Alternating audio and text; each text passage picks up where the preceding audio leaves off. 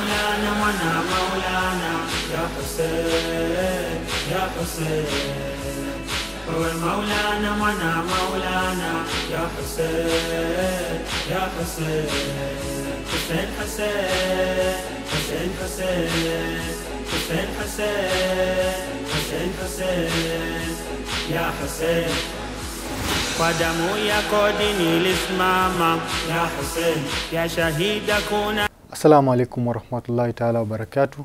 Karibuni tena katika kipindi cha silsila za Muharram. Hivi leo tunaenda kuangazia masala mengi sana ambayo ni katika misururu ya vipindi ambayo tutakuwa nazo katika hii siku 10 za Muharram. Nukta ambayo tutaangazia leo ni kwa nini tuonyeshe mahaba kwa Ahlul Bait na Ahlul Bait ni kina nani? Haya ni maswali mawili. Na historia, kwa nini tuisome historia, kwa nini tuangalie nyuma nini kilichotendeka katika historia ya Uislamu. Na tukiwa na Sheikh wetu Sheikh Ali Mwega atakuwa ni mwenye kutuelezea zaidi na kutupa historia. Assalamu alaykum wa rahmatullahi wa barakatuh. Wa alaykum assalam wa rahmatullahi. Ni furaha tena kuwa na wewe Sheikh ndani ya kipindi hiki. Shukran. A'udhu billahi minash shaitani rajim. Bismillahir rahmanir rahim. السلام على الحسين وعلى علي بن الحسين وعلى أولاد الحسين وعلى أصحاب الحسين وعلى شيعة الحسين.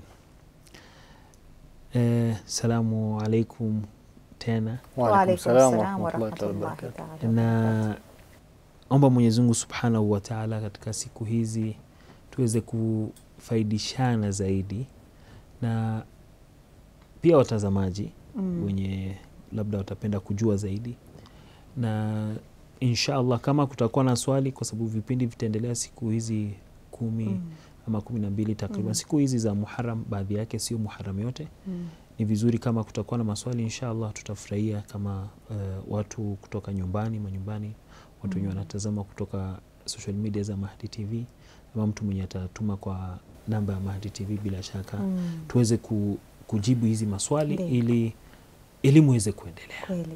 Kweli. Na tufaidike pia, watu watafaidika sana alhamdulillah. Kabisa. Na Sheikh, kama ulivyosikia kaka yetu Zal vile alikuwa ameongea ni kwamba tunataka kuangazia swala hili la mahaba kwa Ahlul Bait. Kwanza tunafaa kujua Ahlul Bait ni nani kabla tuingie mapenzi ya Ahlul Bait, kwa sababu tutambua tunakaa lazima mtambue unampenda nani kwanza. Lazima mtambue yeye ni nani, nani hao Ahlul Bait ambao Mtume alisema. Naam, bismillah. Sisi kama Waislamu katika episode ama kipindi ambacho kilipita tulitaja, lakini narudia.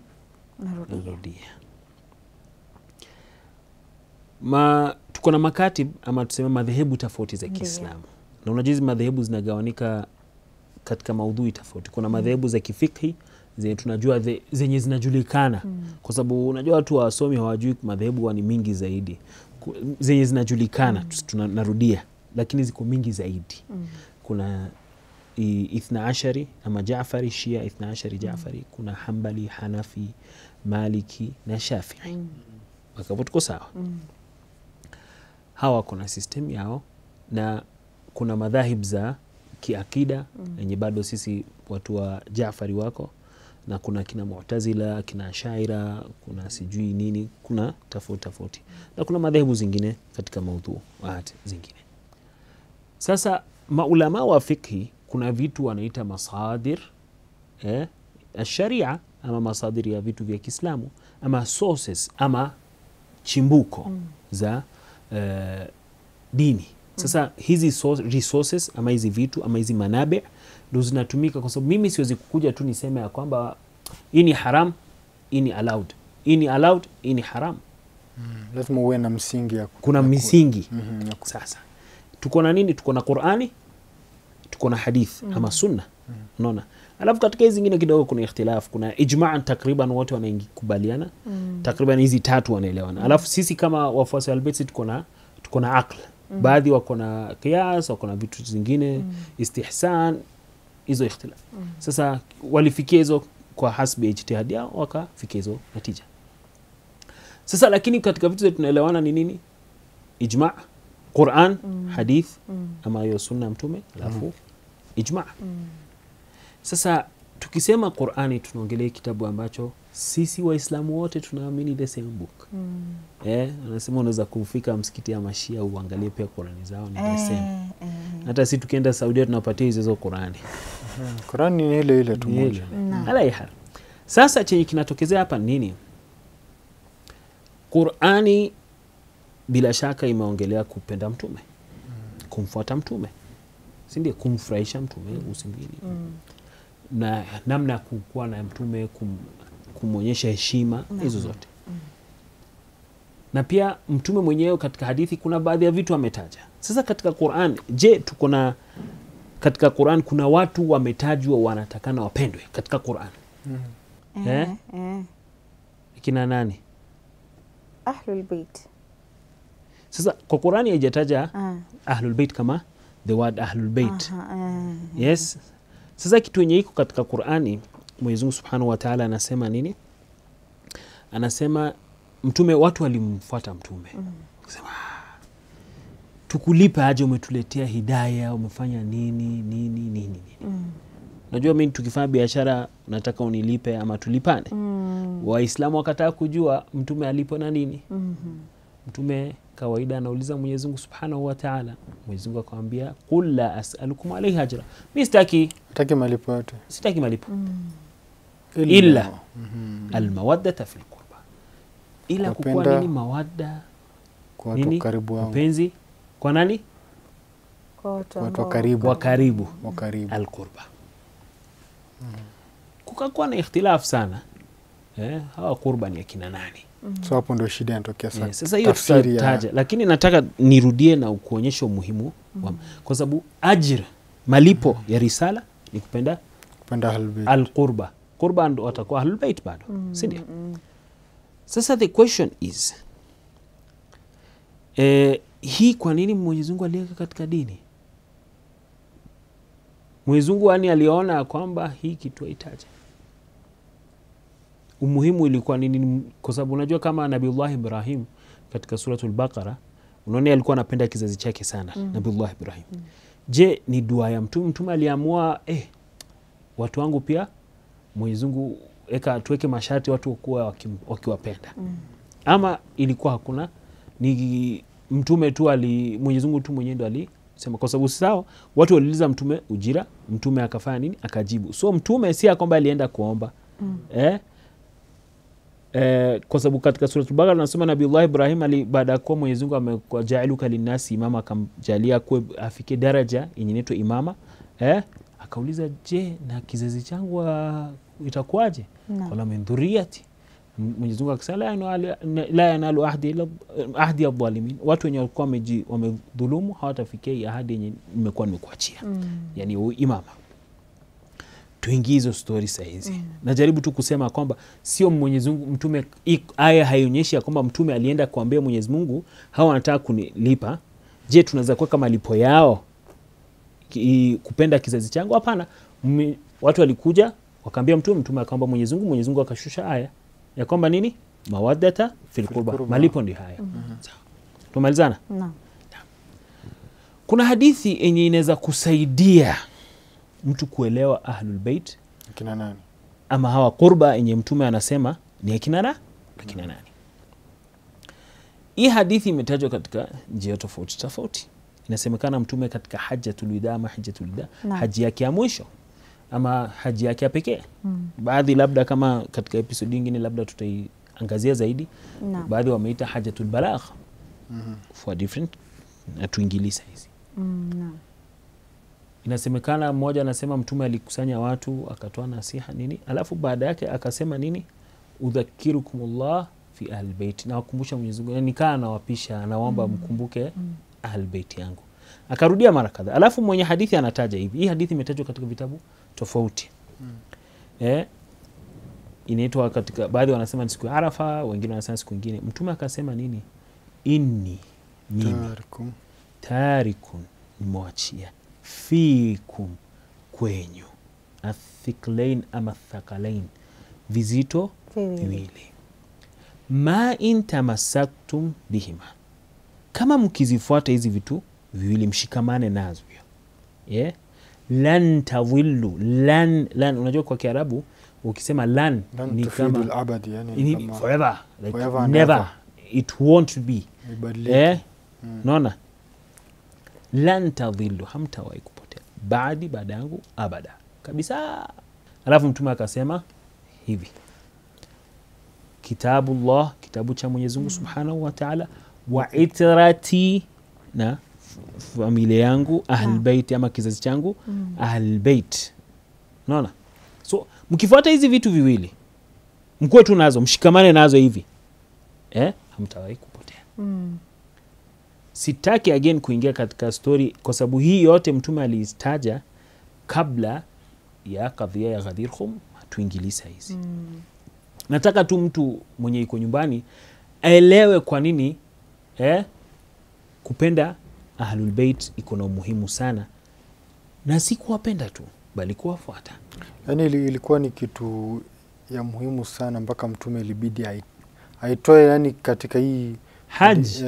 Haji Mtume ameenda haji yake ni mara moja inatajwa, yani baada ya Uislamu. Na katika hii haji alimake sure kwamba ni kitu ambaye amewaambia wafuasi wake. Yes. Ili iwe ni kitu yani imetoka kwa mdomo yake, amewaambia. Yes, isikuwe tu mtu isiwe tu alipokea.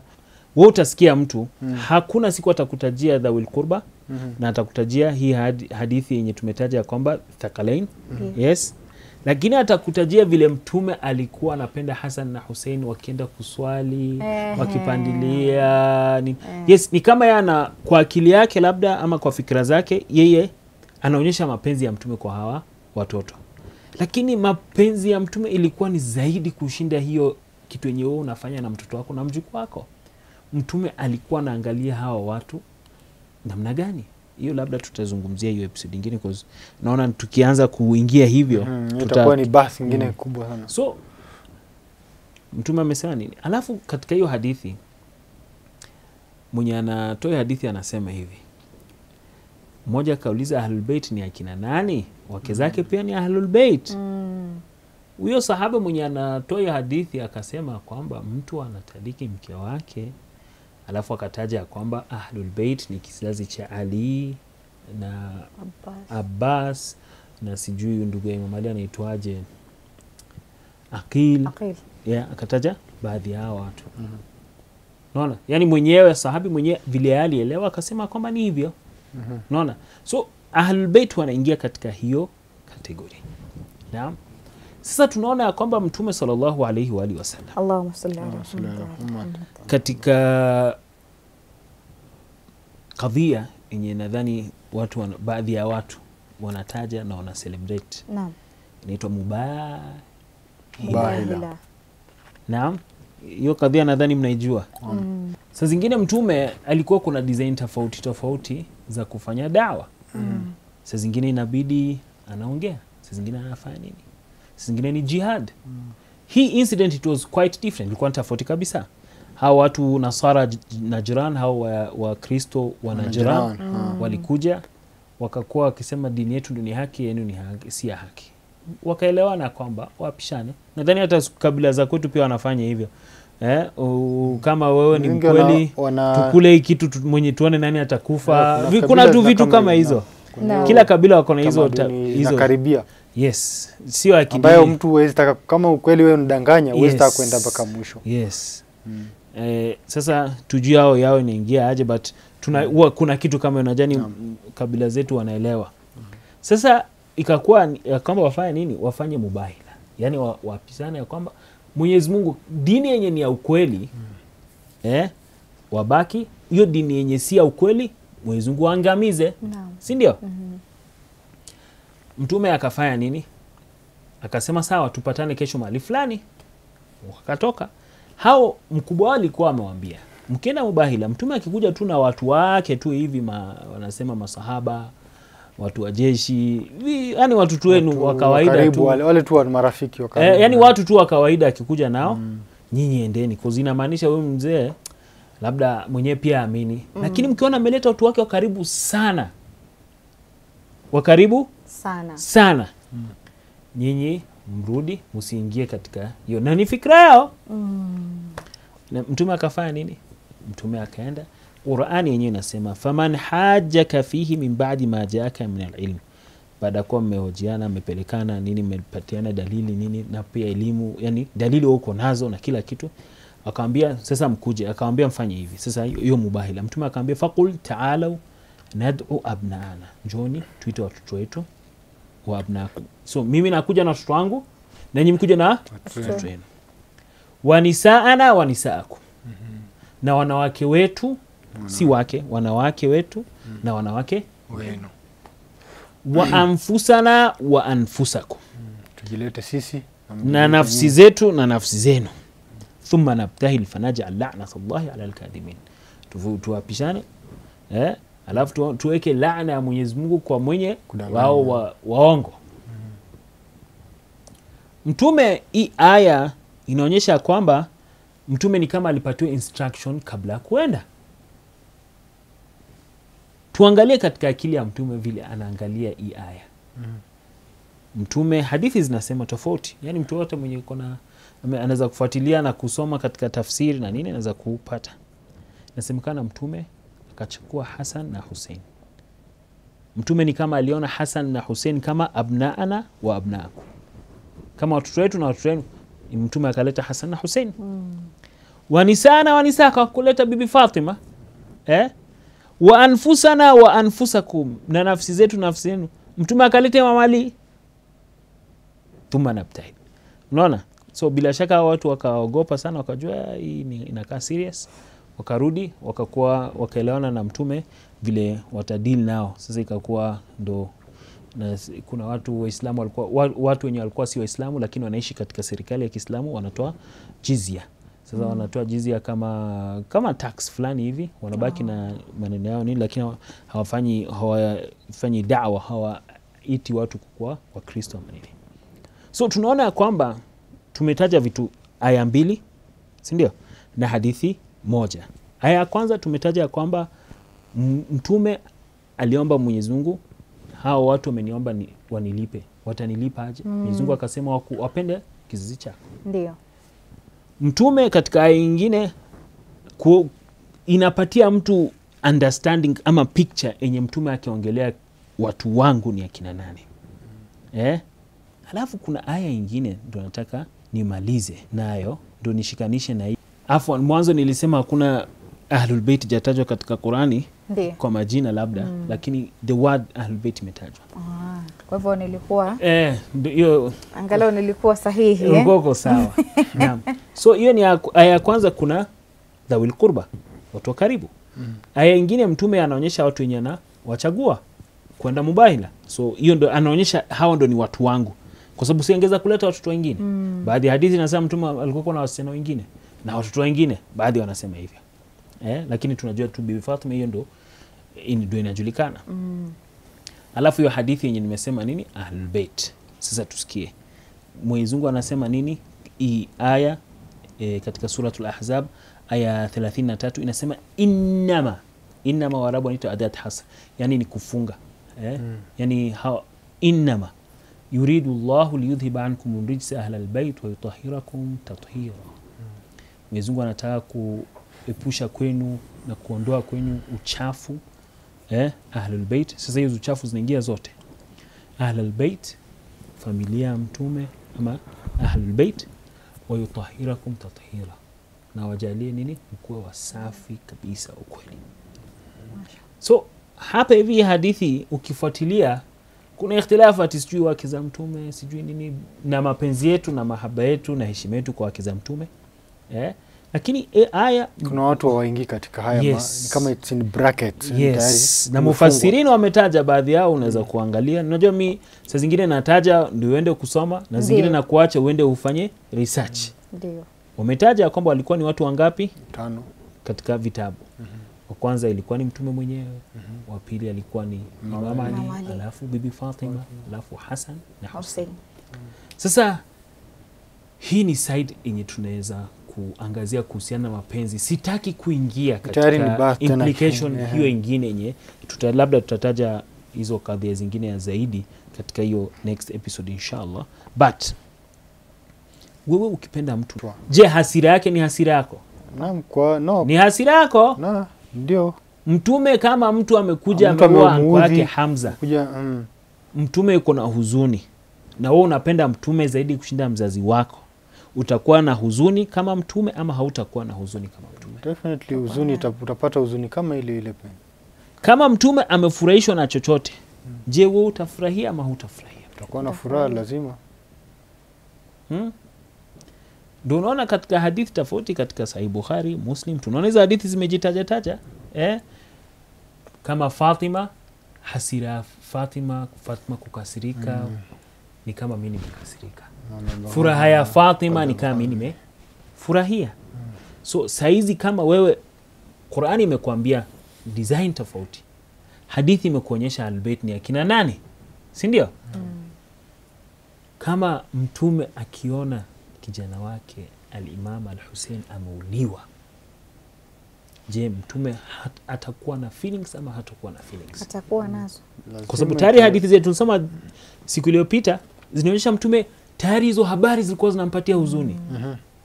Lakini hajui Imam Hussein yana vile hadithi inaonyesha kwamba yeye anajua ameuliwa wapi, watu vile wamemuua nini. Lakini hayuko, hii ni habari ya baadaye. Lakini mtume analia. Wewe kama Muislamu mwenye umeambiwa upende hao watu, jukumu lako ni lipi? Definitely inakupa hiyo changamoto kwamba lazima rise up to the occasion, kwamba ukuje wapende wale watu. Furaha yao ikuwe furaha yako, huzuni yao ikuwe huzuni yako. Furaha yao ni furaha yako. Ndio maana ikifika labda ni nyakati ambazo tutafanya milad, lazima tufurahi kama walivyofurahi. Ikifika ni wakati wa huzuni, lazima tuhuzunike na wao. Mmoja anauliza kwa nini mna celebrate milad? Si unajua tuna celebrate milad ya mtume, tuna celebrate maimamu wote, shahada zao, siku zao za kifo. Ndiyo. Tunakuwa na majlis, tunakumbuka. Watu tunauliza mtu hii swali, siku ile ambayo Imam Hassan alizaliwa, unajua watu nishai kupatia hiyo hadithi, unaikumbuka ya kwamba mtume aliambia Imam Ali, kwanza alipatia Imam Hassan jina, yeye ndo alimpatia Imam Hussein jina, mtume mwenyewe alafu akawaambia watoto wanatakana wanyolewe vichwa, si ndio? Na wakachinja akika. Sasa akika ilianza hapo katika sunna. Je, mtume sasa zile aliona Imam Hassan amezaliwa katika hiyo siku, alifurahia ama hakufurahia? Alifurahia. So mimi pia nafurahia hiyo siku kama mtume. Simple as that. Siku lenye Hamza aliuliwa, mtume akalia, mimi pia nakumbuka hiyo siku, nakuwa na huzuni kama mtume. Siku ile yenye Abu Talib babaki Imam Ali alikufa, akaaga, mtume akalia, the same. Khadija alipoaga, the same. Khadija. Sasa Bibi Fatima mamaki Imam Ali aliaga. Mtume alikuwa hapo. Akamwambia huyu ni kama mama yangu pia. Mtume pia alilia. Sasa sijui dini ya kukosa kuwa na hisia hiyo maneno ilituingia wapi katika Uislamu? Kwa sababu Uislamu ni dini ya hisia. Vile tunapendana, vile sasa zile ikifika masaa ya kuonyesha userious ya Uislamu, unaona Waislamu vile wanakuwa serious, vile saa mapenzi na kupendana bado Waislamu wako mbele, ya furaha bado Waislamu wanataka kuwa mbele. Si kuchagua. Nadhani hiyo ndio nimejaribu tu kuonyesha picha mapenzi ya Ahlul Bait tumetoa wapi na kwa nini tuko kila siku. Mimi niko tayari, najua watu wengi sana, hata kuna wasuni wengi sana wako tayari kufa katika njia ya mapenzi ya Ahlul Bait. Mashaallah. Unaona kuna katika, kama sijakosea, hii shairi wanasema ni ya Imam Shafi'i, inasemekana inasema man la yusalli alaihim fala salata lahu, mwenye hawaswali Ahlul Bait ana swala. Katika kismu shahada hapo hivyo si kuna salawat. So haiwezi hata wanasema ukionyesha aje drama utawataja tu. Kwa ufupi Sheikh, naona umeelezea kabisa katika aya na hadithi ambayo zote zinatuelekeza kwa Ahlul Bait. Ahlul Bait ni kizazi cha mtume na tayari kuna hiyo bracket imewekwa pale kwa Ahlul Bait ni fulani na fulani. So mtu ambaye hayuko katika hiyo bracket hawi ni katika Ahlul Bait. Nadhani hiyo inaeleweka. Natengia katika kategoria ya sahaba, mu'minin, tabi'in depending on situation. Kingine ambacho Sheikh ameelezea ambacho ni kizuri ni kwamba tunafurahia wanapofurahia na tunahuzunika wanapohuzunika. Nadhani hiyo ndio lengo kuu haswa la huu mwezi wa Muharram. Kwa sababu ni hizi nyakati angekuwa saizi na sisi angekuwa na huzuni au angekuwa na furaha? Angekuwa na huzunika kwa sababu ukiangalia Imam Hussein alikuwa kipenzi chake. Na nadhani pia tutafikia mahala ambapo utakuja utuelezee kwa nini mtume pia nadhani pia uligusia kama sijakosea. Kwa nini yani vile ulisema ni sunna, ukaelezea katika kile kipindi chingine ukaelezea kwamba ni sunna kulia na ukaelezea pia hiyo hadithi ya Salama alivyoelezea. Ni wajibu kuwapenda, ni sunna kuwalilia. Hakika. Yaani ni kitu ambacho kinafurahisha kwa sababu wanapokuwa na huzuni sisi pia tunakuwa na wao. Na wanapofurahi pia sisi tunakuwa na wao. Ambacho ni kitu kizuri sana. Naam. Tukiendelea. Naam, swala lingine ni umuhimu wa kusoma tarehe kwa sababu haya yote tayari inaingia katika tarehe kwa sababu hayo matukio ambayo umetaja as much as kuna aya hadithi bado inahusiana na tarehe kwamba ni tukio ilifanyika ndio ikalead tu kwa sababu asbabu nuzul pia zilikuwa ni tukio ndio aya inashuka. So bado ni tarehe, yani si vitu mbili natenganisha. Ni kitu itendeke ndio aya ishuke. So umuhimu wa tarehe nini katika kuelezea haya masiku ya Ashura?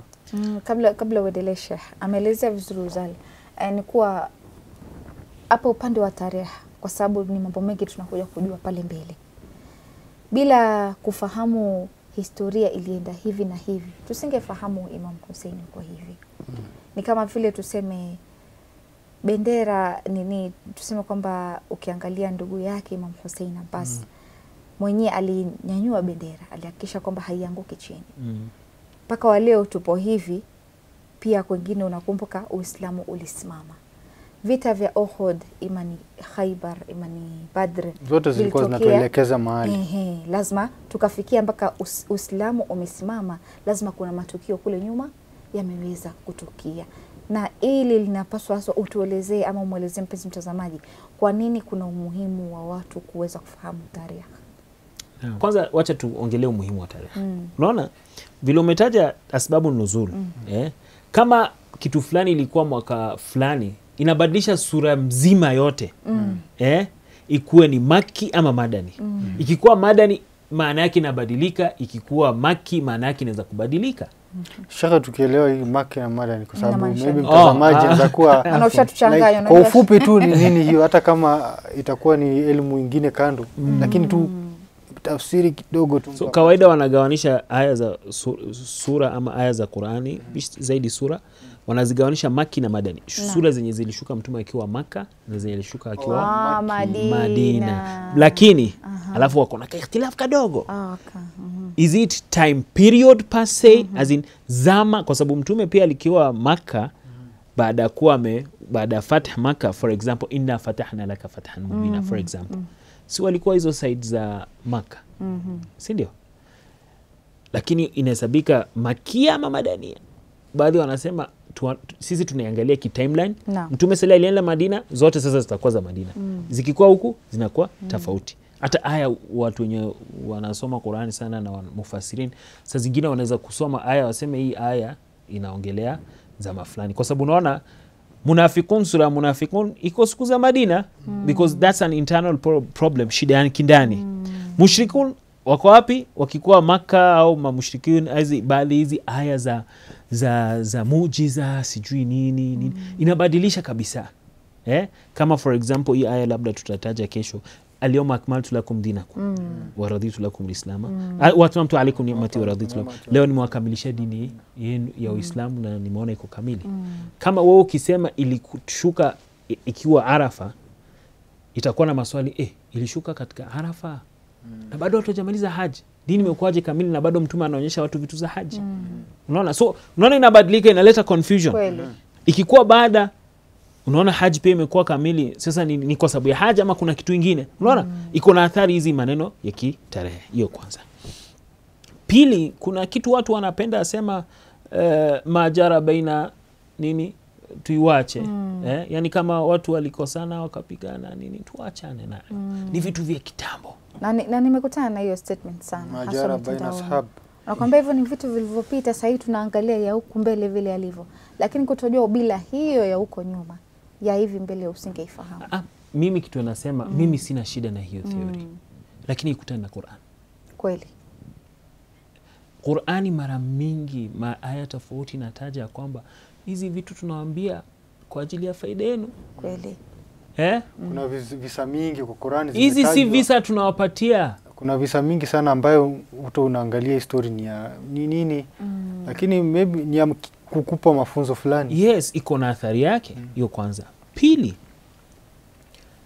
mimi niko tayari, mimi sina shida. This is mimi mwenyewe ndo naongea hivi. Mimi sina shida ukuje na hiyo statement. Unaona? Inamaanisha wewe utaki kujua kwa nini mimi na wewe tuko na ikhtilaf katika kadha na kadha na kadha. Kwa nini Waislamu wanafanya kadha na kadha na kadha.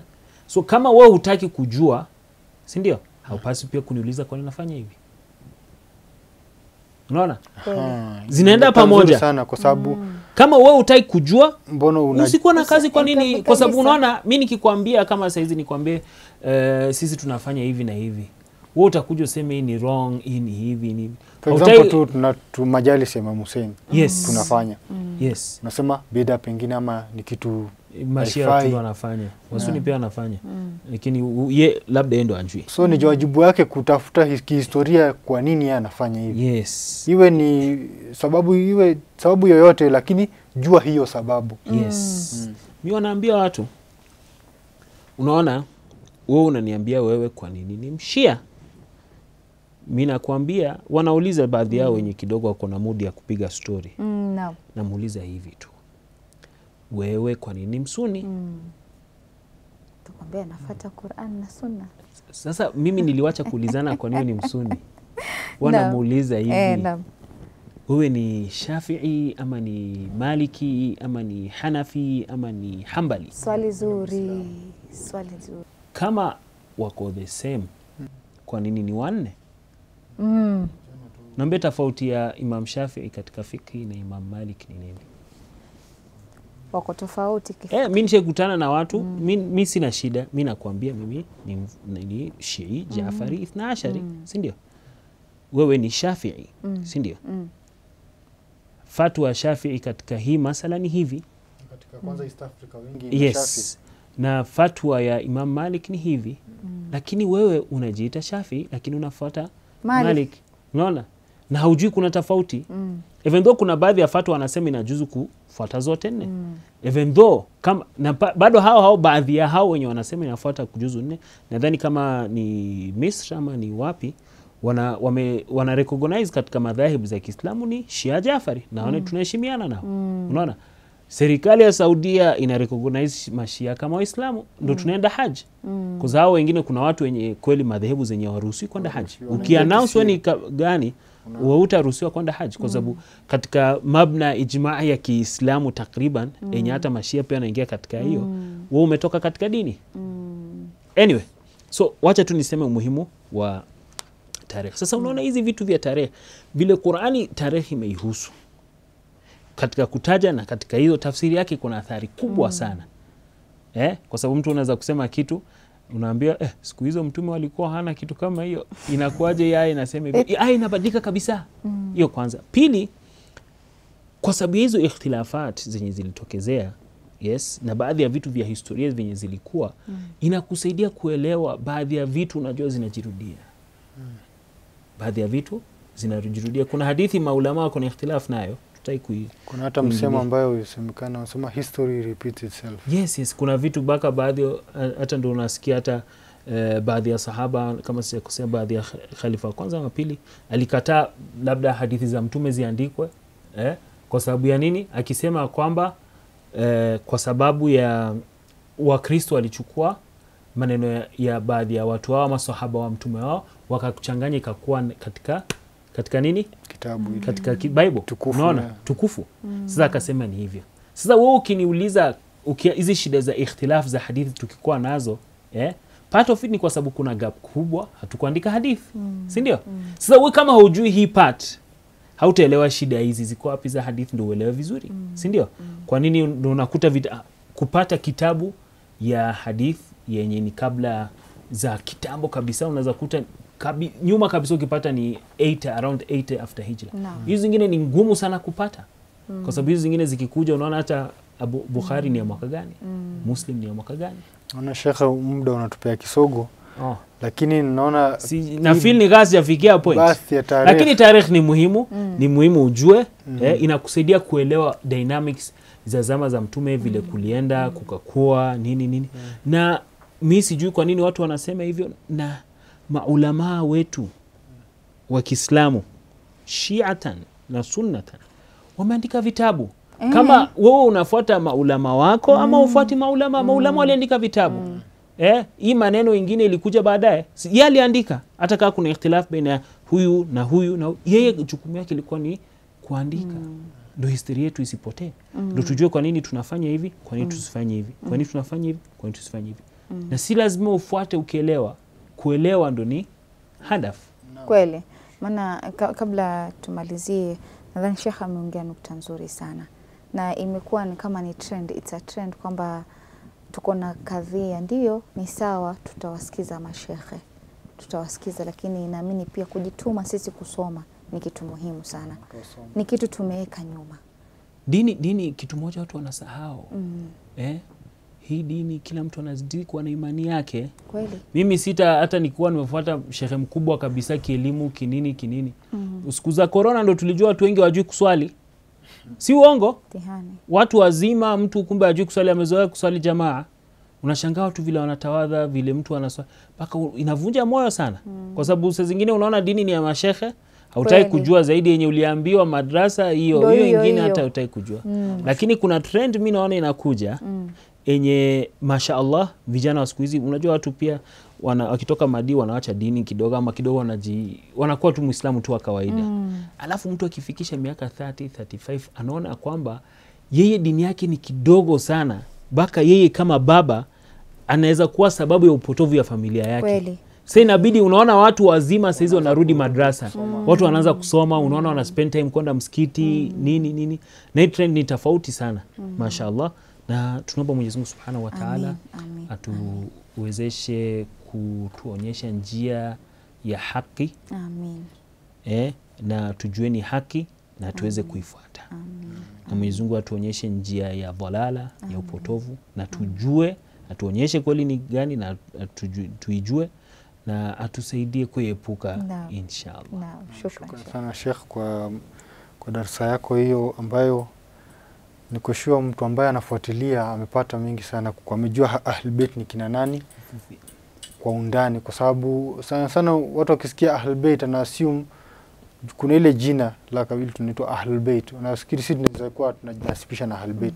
Hii si Ahlul Bait, mbona mnajiita Ahlul Bait? Lakini Sheikh umetoa hiyo like maelezo zaidi, watu wamejua Ahlul Bait. Na ile jina ambayo sisi tunapewa kama Ahlul Bait ni kwamba sisi ni wafuasi, tunafuata yani ile njia yao. Si ati sisi ni Ahlul Bait. Kweli. Nashukuru kwa hayo mafunzo Sheikh, na pia wameelewa kwamba maana ya kusoma tarehe, kwa sababu tarehe ndio chanzo vitu mingi ambayo imefanyika katika Uislamu inapatikana katika tarehe. Lazima tuelewe tarehe, nini lilifanyika katika huu muda na huu muda. Ni kama kitabu chapter 1 chapter 2. Unajua tu ilianza hapa ilienda hapa. So, na mpenzi mtazamaji, tunawashukuru sana kwa kujiunga nasi katika silsila za Muharram. Na tunaomba ukue nasi katika msururu ya vipindi hivi ambayo zitaendelea kwa masiku 10 au zaidi, na natumai kwamba umeweza kujifunza mengi, na pia kwa yale maswali ambayo unaweza kuwa nazo, umezisikia mahali shubha, umesikia kuhusu hivi na hivi, unaweza tuma maswali yako katika namba unayoona kwenye runinga, na pia mitandao yetu ya kijamii, na natumai kwamba mashekhe wataweza kujibu maswali yako. Alhamdulillah, nashukuru sana, na tukutane tena katika kipindi kingine. Fi amanillah.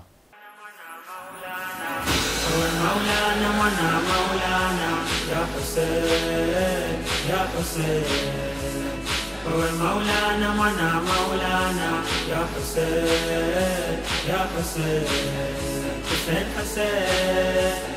Hussein, Hussein, Hussein, Hussein.